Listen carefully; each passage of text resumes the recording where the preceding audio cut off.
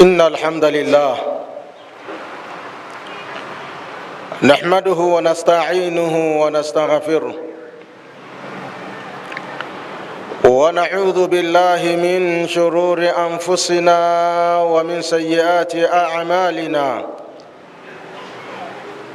من يهده الله فهو المهتدي ومن يضلل فلن تجد له وليا مرشدا. وأشهد أن لا إله إلا الله وحده لا شريك له، وأشهد أن محمدًا عبده ورسوله. يا أيها الذين آمنوا اتقوا الله حق تقاته ولا تموتن إلا وأنتم مسلمون. يا أيها الناس اتقوا ربكم الذي خلقكم من نفس واحدة وخلق منها زوجها وبث منهما رجالا كثيرا ونساء. واتقوا الله الذي تساءلون به والأرحام إن الله كان عليكم رقيبا. يا أيها الذين آمنوا اتقوا الله وقولوا قولا سديدا يصلح لكم أعمالكم ويغفر لكم ذنوبكم، ومن يطع الله ورسوله فقد فاز فوزا عظيما. أيها الأحبة، فإن أصدق الحديث كتاب الله، وخير الهدي هدي محمد صلى الله عليه وسلم، وشر الأمور محدثاتها، فإن كل محدثة بدعة وكل بدعة ضلالة وكل ضلالة في النار. اللهم إنا نعوذ بك من البدع ومن النار. أحبة، أوصيكم ونفسي بتقوى الله عز وجل فقد فاز المتقون. Ndugu zangu katika iman, baada ya kumhimidi Allah jalla wa ala na kumtakia sala na salamu Mtume sallallahu alayhi wasallam, kwanza kabisa naihusia nafsi yangu pamoja na kuwahusieni nyinyi katika swala zima la kumcha Allah tabaraka wa taala. Katika kumcha Allah ndiko kunakopatikana mafanikio. Kujipamba na sifa ya kumcha Allah subhanahu wa taala ndiyo sababu ya kufanikiwa katika maisha yetu ya duniani, lakini pia ndiyo sababu ya kufanikiwa katika maisha yetu ya akhira. Na kumcha Allah ni Muislamu kujiweka katika maamrisho ya Allah subhanahu wa ta'ala na kujiweka mbali na makatazo ya Allah subhanahu wa ta'ala. Ahibatu fillah, khutba yetu ya leo ina anwani inayosema muhasabatu nafsi sabilu najah. Kujifanyia tathmini, Muislamu kuifanyia muhasaba nafsi yake, hii ndio njia ya kuokoka na adhabu ya Allah subhanahu wa ta'ala. Yeyote ambaye ana tabia ya kujifanyia tathmini, ana tabia ya kujifanyia muhasaba, bila shaka huyu atakuwa ni mwenye kufaulu, lakini pia ataokoka na adhabu ya Allah subhanahu wa ta'ala.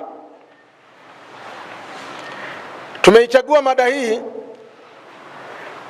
kwa sababu tuko mwishoni mwa mwaka 1447. Tuko mwishoni kabisa, na tunakaribia kuupokea mwaka wa 1448. Ni vyema Muislamu ajifanyie muhasaba, ajifanyie tathmini katika mwaka mzima uliopita alikuwa katika hali gani.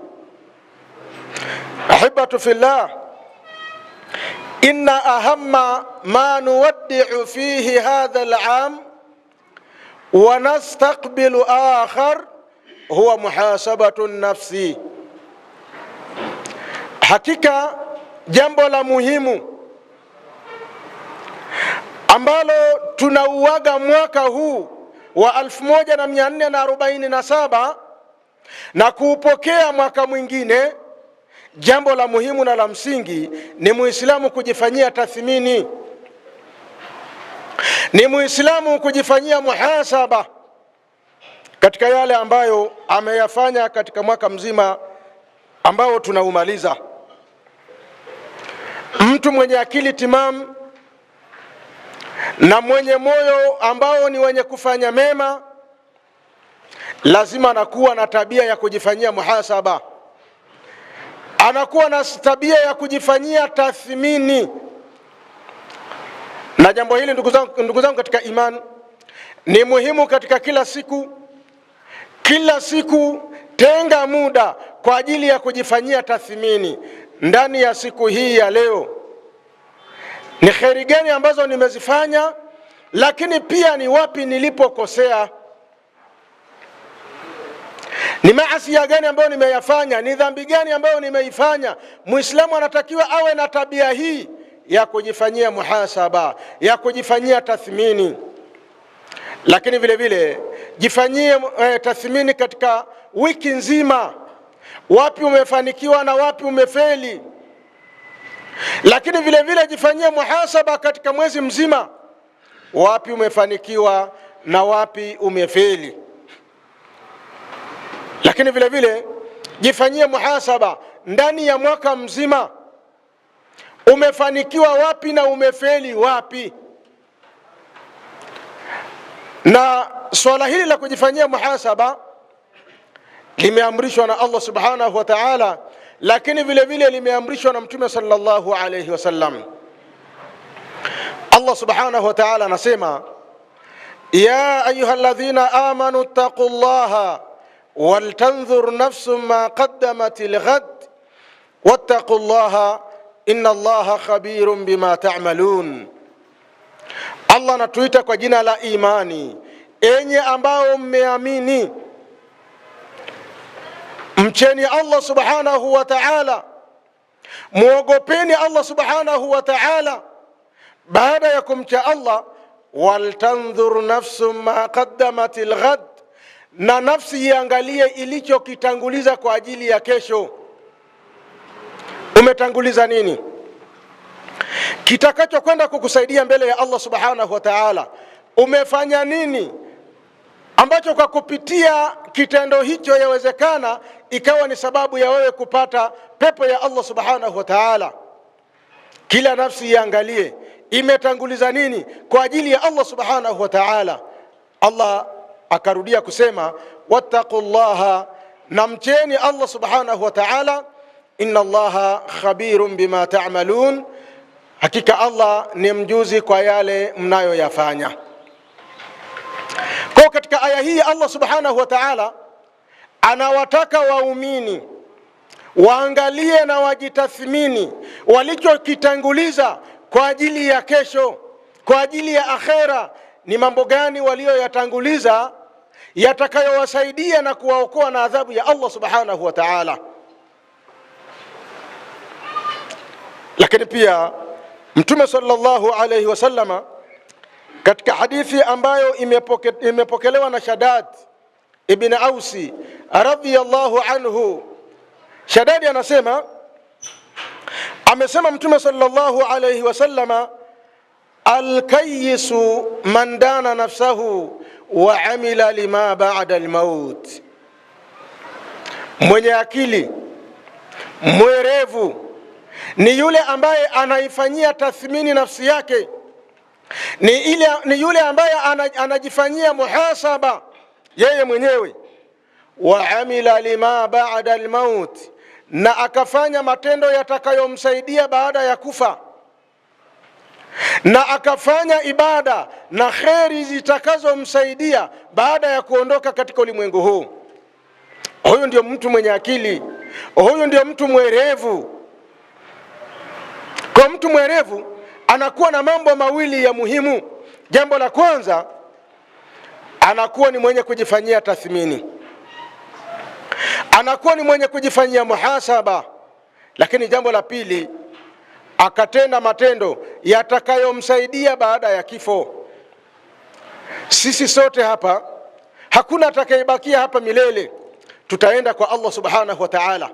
Sasa ili uende salama kwa Allah subhanahu wa ta'ala, tenda matendo yatakayokusaidia baada ya kufa. Fanya matendo yatakayokusaidia ukiwa kaburini mwako. Fanya matendo yatakayokusaidia mbele ya Allah subhanahu wa ta'ala. Na bila shaka matendo hayo yanatakiwa yawe ni matendo mema. Kisha akasema Mtume sallallahu alayhi wasallama, wal ajizu, na mtu ambaye si mwerevu na mtu mwenye kushindwa, man atba'a nafsahu hawaha, ni yule ambaye anaifuatishia nafsi yake matamanio yake, anaifuata nafsi namna inavyomwelekeza, anafuata fikira zake, anafuata mawazo yake, hafuati maneno ya Allah subhanahu wa ta'ala, hafuati mwongozo wa Allah subhanahu wa ta'ala, wala hafuati mwongozo wa Mtume sallallahu alayhi wasallama, anafuata matamanio yake. Watamanna ala Allahi al-amani, na akatamani kwenda kupata mazuri kwa Allah subhanahu wa ta'ala, akatamani kwenda kupata pepo mbele ya Allah subhanahu wa ta'ala. Yeye hajafanya matendo ambayo yatakuwa ni sababu ya yeye kuipata pepo, lakini anatamani kwenda kupata pepo mbele ya Allah subhanahu wa ta'ala. Bila shaka huyu si mtu mwerevu, bila shaka mtu huyu sio mtu mwenye akili salama. Mwenye akili salama ni yule ambaye anaihesabu nafsi yake na akatenda yatakayomsaidia baada ya kuondoka katika ulimwengu huu. Ndugu zangu katika imani, katika hadithi ya Ibn Umar radhiyallahu anhuma, Ibn Umar anasema, kuntu ma'a rasulillah sallallahu alayhi wasallama fajaahu rajulun min al-ansar. Anasema siku moja nilikuwa na Mtume sallallahu alayhi wasallama, mara akaja mtu mmoja katika Answari, akaja kwa Mtume sallallahu alayhi wasallama. Alipofika kwa Mtume, fasallama ala nabii sallallahu alayhi wasallama, akamsalimia Mtume sallallahu alayhi wasallama. Thumma qala, kisha baada ya salamu huyu bwana akasema, akamuuliza Mtume sallallahu alayhi wasallama, ya Rasulullah, Mtume wa Allah, ayyul mu'minina afdal, ni waumini gani ambao ni bora kuliko waumini wengine? Ni waislamu gani ambao ni bora kuliko waislamu wengine? Waislamu wote ni bora, lakini ambao ni bora zaidi kuwashinda wengine ni akina nani? Qala, akasema Mtume sallallahu alayhi wasallama, ahsanuhum khulqa, ni wale ambao wana tabia njema zaidi, ni wale ambao wana tabia nzuri zaidi. Qala, kisha akauliza tena akasema, fa ayyul mu'minina akyas, ni waumini gani ambao wana akili zaidi kupita waumini wengine? Waumini wote wana akili, lakini ambao wana akili zaidi kuwapita wengine ni waumini gani? Qala, Mtume akasema, aktharuhum lilmauti dhikra, ni wale ambao wanayakumbuka mauti zaidi, ni wale ambao wanayakumbuka mauti zaidi. Kila mara anayakumbuka maiti, anakumbuka kwamba iko siku nitaondoka, uko muda nitaondoka, anayakumbuka mauti, hayasahau. Huyo ndio mtu mwenye akili. Kisha akasema, wa ahsanuhum lima ba'da al-mauti isti'dadan, na wale ambao wana maandalizi mazuri, maandalizi ya kifo, wale ambao wana maandalizi mazuri ya kifo, hawa ndio waumini ambao wana akili kuwashinda waumini wengine. Ndugu zangu katika imani, kila jambo huwa linahitaji maandalizi. Hata kifo vile vile kinahitaji maandalizi. Leo kifo kikikufika, ukitolewa roho leo, umeandaa nini kitakachokusaidia mbele ya Allah subhanahu wa ta'ala? Hili kila mmoja anatakiwa ajiulize. Kwa hiyo waumini wenye akili kuwashinda waumini wengine ni wale ambao wana maandalizi makubwa ya kuondoka katika dunia hii na kuelekea kwa Allah subhanahu wa ta'ala. Mtume sallallahu alayhi wasallam akasema, ulaika humul akyasu, hao ndio wenye akili. Watu ambao wanajiandaa na kifo, watu ambao wanakikumbuka kifo, kila muda anakumbuka mauti, huyo ndio mtu mwenye akili. Mtu ambaye anajiandaa kuondoka katika ulimwengu huu kwa kuyafanya yaliyokuwa mema, kwa kufanya khairati mbalimbali, huyu mtu ana akili. Ndugu zangu katika imani, tudumu kuyakumbuka mauti, lakini vile vile tufanye maandalizi ya kitu kinachoitwa kifo. Ndugu zangu katika imani, kujifanyia tathmini hiya wasiyatu as-salafi rahimahumullahu ta'ala. Kujifanyia tathmini ni wasia wa maswahaba